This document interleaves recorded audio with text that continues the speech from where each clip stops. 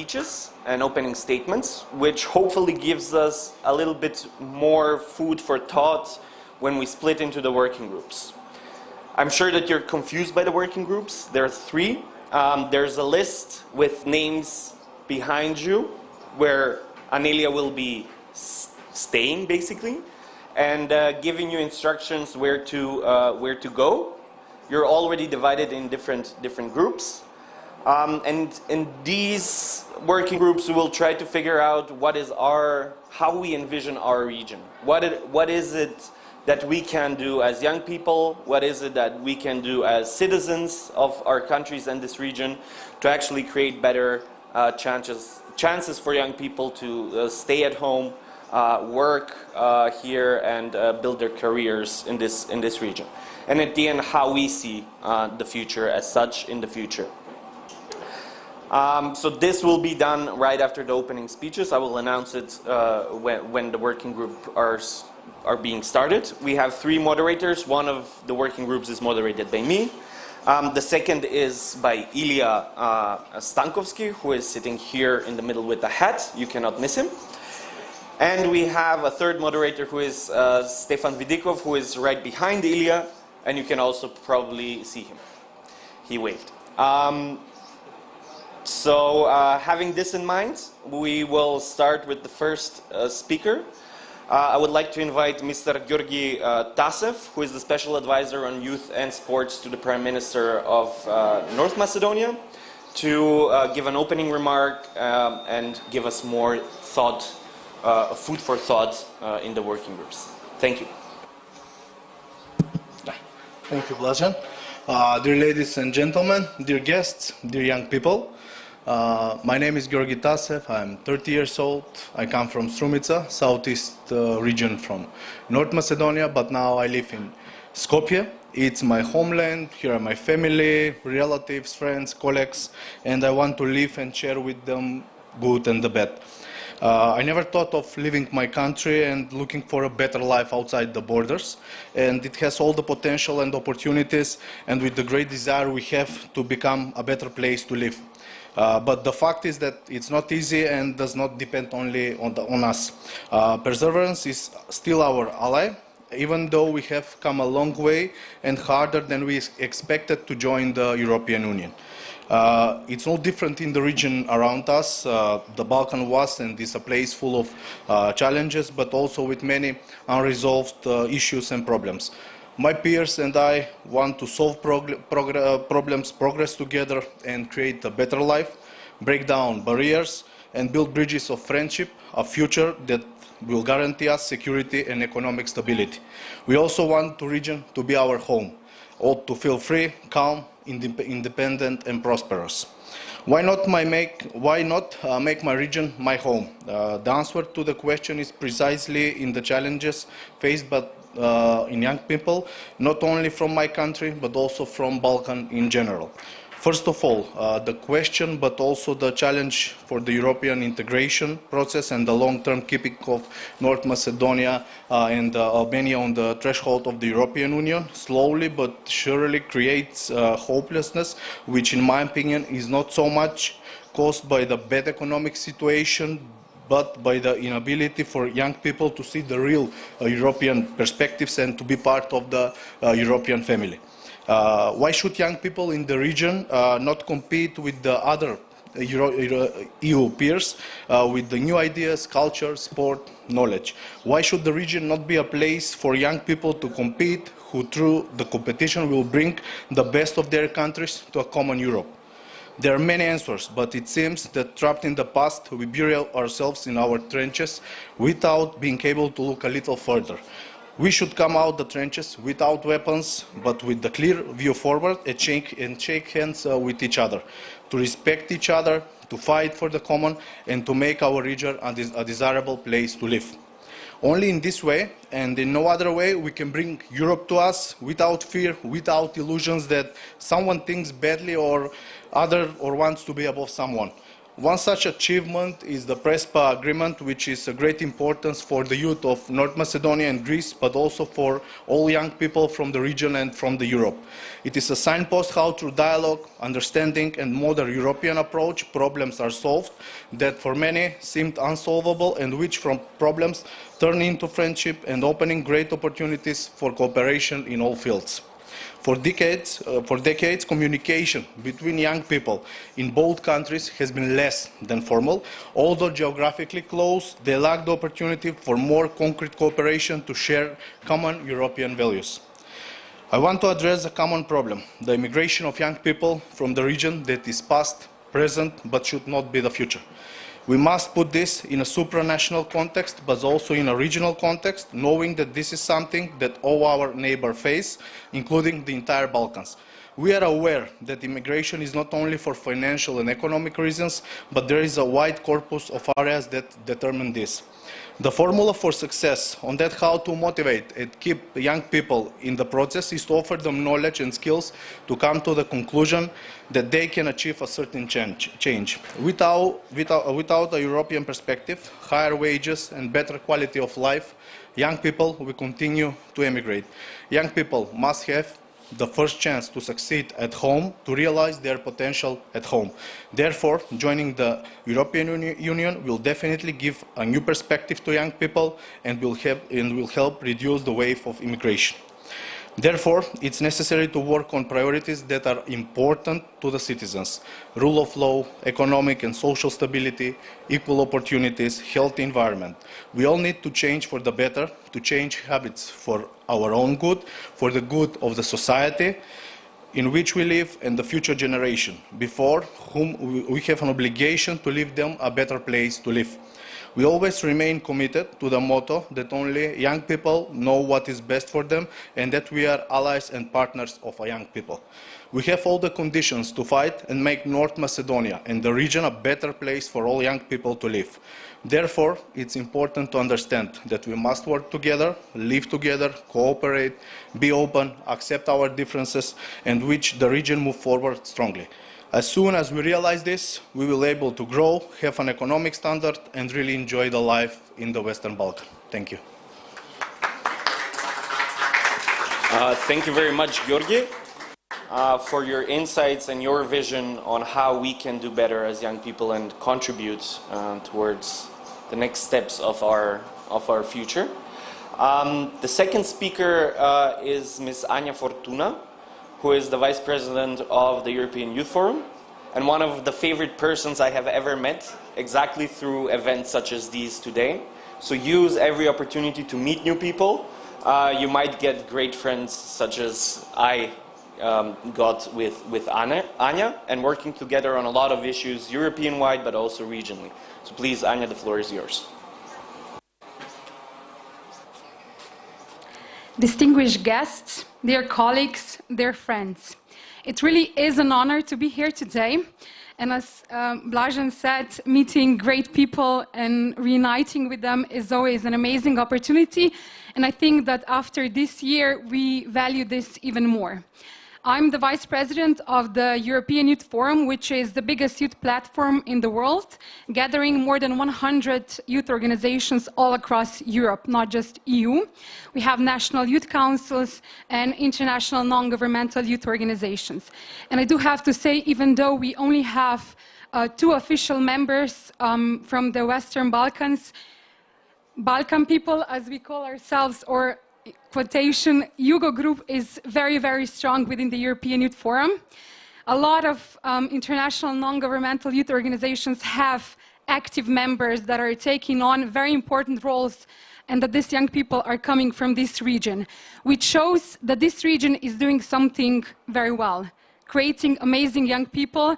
And I believe that these people, and not just believe, I know, because I have following this for a few years now, they're very respected in Europe. So if you go to Brussels, you would see a lot of people from the Western Balkans that are taking on important roles, meaning that these countries have a lot of very, very high quality people. The issue is that they're losing them, that you are losing these valuable people. And at the beginning, we heard a few times, young people are the future. And I would somehow agree with that, but I would also not agree with that, because young people are not the future. We're the present, here and now, and because we cannot wait, that we reach that future, we live, because, you know, future is always tomorrow. So we have to act now, and young people need to have space to do things now. And forums like this, they're a great opportunity to hear what young people think, but that's not the place where things start and end. This is just the first step into doing something. Young people have to be included in the beginning where the ideas are developed, but then also in the process of implementation and evaluation. If we just, you know, are asked, what do you think? And then we say, and then things move on. And I think you turn around and you're somehow 50. I don't know that, but my parents told me that time flies. So I think that we have to act now, and we cannot do this without the support of decision makers, without them taking us seriously. Because even though we're young, you say, you're young, you learn, you still have a few years to experience. But the fact is that we have experienced something, and on the other hand, we have the vision. We know what kind of place we want to live in.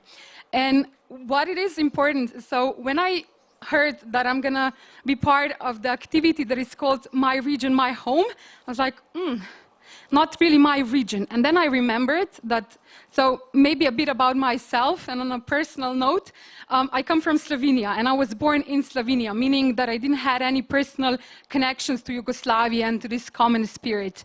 And my parents, we didn't really connect to this part of the world. And before entering the European Youth Forum, I never felt kind of close to this area, close to these people. And then the European Youth Forum brought me people like Blažen, Filip, Ilya, and others that are now my home, my people, and meaning that the youth work, youth mobility expands your region. So what I always thought that I'm a Central European, I know, okay, maybe I'm Balkan as well, because you realize that we have so many things in common. And for all of us, doesn't matter where we're coming from, there are a few things that are very important, and young people are in the forefront of those topics. Sustainable development. There's a lot of things that we cover with sustainable development, from environment to social affairs to economy. So we have a lot of knowledge, we have a lot of things to say, we just need to act. This title, My Region, My Home, is also important on a whole other level. Now you know that the European Commission, with its stakeholders, member states, is leading the process on the conference on the future of Europe. And your region is not just the Western Balkans. Your region is Europe. And you have to be there to say what you want to have and what kind of Europe you want to have. The European Youth Forum is leading a project called the 25%, and it's focusing on the future of Europe. Why 25%? It's a bit of statistics, but in Europe, there's 25% of young people, and it is obvious that we do not have the 25% of decision-making powers, meaning that there's a lot of issues we need to tackle, that young people are more involved and have a stronger opinion and a stronger say in that. Obviously, as I said, many things are relevant to young people, and we have to tackle all of them. It's not just giving young people, I don't know, a salary of 1,000 euros that they will stay in a certain country.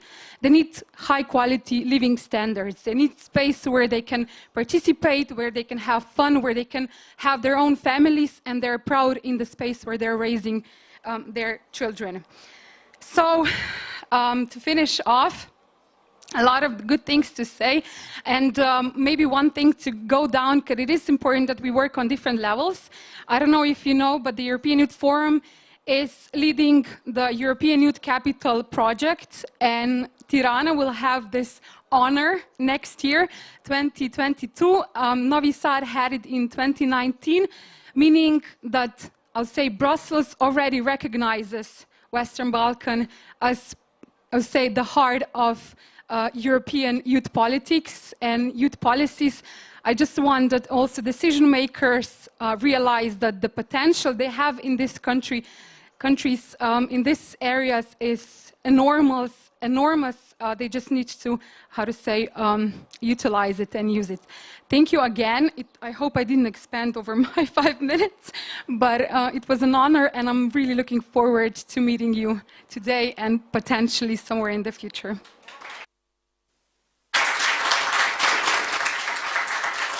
Thank you very much, Anya. Such an inspiring speech. I already got goosebumps a little bit with the start of it. But thank you very much also for the great work the European Youth Forum does in also supporting national youth councils here in the region. Although maybe they're not members, there have been meetings and potentially support from the European Youth Forum for the national youth councils in the region. So thank you very much for the great work. Finally, before we go to the working groups, I would like to invite one of the successors of a thing that I did sometimes. I was the president of the National Youth Council a few years ago, but today I have the honor to invite the current president of the National Youth Council, Ms. Marija Krstevska, to address you and give you maybe a few thoughts as the representative of the National Youth Council. Please, the floor is yours. Thank you, Blažan. Dear young people, by age and spirit, dear decision makers, and dear change makers. My name is Marija Krstevska. I come from Kumanova, from a youth organization called Center for Intercultural Dialogue, but also, as Blažan announced me, I'm the current president of the National Youth Council of Macedonia, the biggest youth representative body in North Macedonia. Kumanovo is my home, from recently Skopje as well, and Balkan has always been my home. Anya and Blažan, and also I think other people mentioned these mobilities and international gatherings. Well, that's my reality since my 15th year of life. And anytime when I attend international events, people somehow know that I'm coming from the Balkans.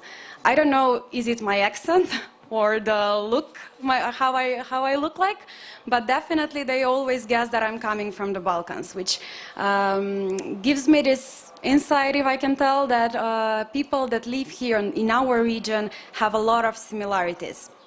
So our region is indeed very specific one, looking at the geographic location, looking at the historical context. It definitely tells us that we have so much things in common, and I believe that we should actually take that as a positive thing, as something that should bring us closer. But it's sad because sometimes we witness that there is lack of support among the countries here and in the region, and the exchange of experiences and learning from each other sometimes is missing. So despite all the similarities we have, and despite having this region as a home for all of us, sometimes we let these small differences win and divide us. So since I announced that I'm coming from Kumanovo, which is multi-ethnic city, and I work a lot on the intercultural dialogue, I'll focus more on these similarities and differences that are in this region, in our home. I'll put aside brain drain because a lot of people before me tackled that. So I'll use this opportunity to quote a part of Mark Manson's book, which talks about similarities and differences. And it says, don't most of the people value the same things? Don't most of the people simply want a piece of bread and a place where they can sleep at night? And that's right. All the people are more similar than different. Everyone basically loves the same things in life. But the small differences among us are those that create emotions, and emotions create feelings of urgency and importance. And due to this reason, somehow we look at the differences among us as more important rather than the similarities. And this is the real tragedy of humankind. Being convicted of constant mutual conflicts among us because of these small differences. And Freud calls this narcissism of small difference. When usually a group of people who have a lot of things in common, who have a lot of similarities, have also most of the hate towards each other. And actually, we have witnessed this, and because unfortunately that's true. But I would like to say, let's use this opportunity. Let's learn from the past and from the mistakes that have been made, and those small differences that we have should not lead us apart. Let's learn how to use this as our advantage, as something that will make us unique, specific, something that will add value for us and for this region, and will bring us together. And for this to happen, we need to have more dialogue. Dialogue like this one, like Prespa Forum dialogue, like international mobilities, and many things that were mentioned today. We need to discuss together things that matter to all of us, to learn about each other, but also to learn from each other, and together to walk this path towards European integration. And I believe that we actually can make this home of ours, this region, a better place, but only if we stick together. If we are together in this, with all our diversity, hand in hand, and making the steps forward towards a better region, a better home, and a better life for all of us. And I would just end here with one thing. Thanks to the RCC. So you probably have heard the sentence that home is where the Wi-Fi connects automatically. So thanks to RCC, starting from today, we will all have roaming free and also access to internet wherever we are in this Western Balkan 6. So we can even feel like more at home in our region. Thank you.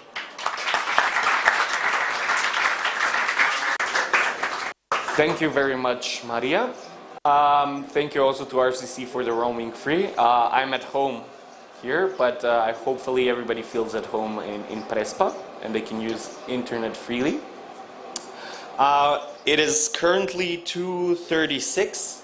We have exactly 1 hour to split into the working groups, talk to each other, discuss, have a brainstorming session on how we envision our region and our home. And to then have a coffee break, which starts at 3:30. So until then, please go to Anelia, who is right behind you all and waving with a paper. She will split you in groups. The first group will be right here where the apples are. The second group will be where the lunch was served. And the third group will be somewhere between the 3 trees which are out there. Hopefully we will find a place for my group because I'm group 3. But anyhow, we will try to split as soon as possible, and you can start going to Anelia and she will show you the list and where to go. Thank you all very much.